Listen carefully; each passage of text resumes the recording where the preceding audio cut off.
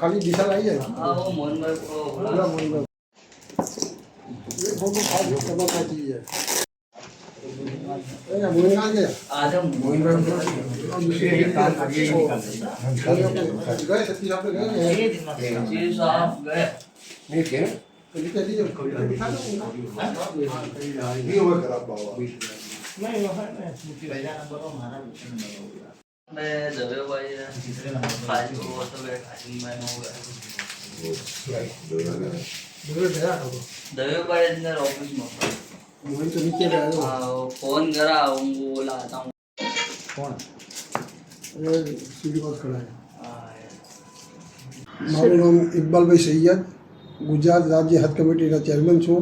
આજે અમારા લોક લાડીલા અને અમારા દેશના વડાપ્રધાન નરેન્દ્રભાઈ મોદી સાહેબનું 74મું જન્મદિવસની એક શુભકામના અમે હજ કમિટી તરફથી રાખી રહ્યા છીએ અને આ ઇતિહાસમાં પહેલીવાર ગુજરાત રાજ્ય હજ કમિટી નરેન્દ્રભાઈનું જે જન્મદિનનું જે મુબારકબાદી પાઠવી અને તેમના નામનું કેપ કાપી અને અમે એક ઉત્સાહ અને એક સંદેશો મોકલવા માંગીએ છીએ કે ગુજરાતના મુસ્લિમો તમારી સાથે છે અને તમારી સાથે રહેવાના અને તમે જે હેડ્રિક આ ત્રીજી વાર વડાપ્રધાન બન્યા તે પછી ગુજરાતમાં પહેલી વખત આવ્યા તે બદલ તમને મુસ્લિમ સમાજ તરફથી અમારા હજ કમિટી તરફથી ખૂબ ખૂબ અભિનંદન અને મુબારકબાદી પાઠવું છું। હા આ પહેલી વખત મોદીજીનું જન્મદિવસનું જે ઉજવણી છે એ ઇતિહાસમાં પહેલી વખત હજ કમિટીમાંથી કરવામાં આવ્યું છે।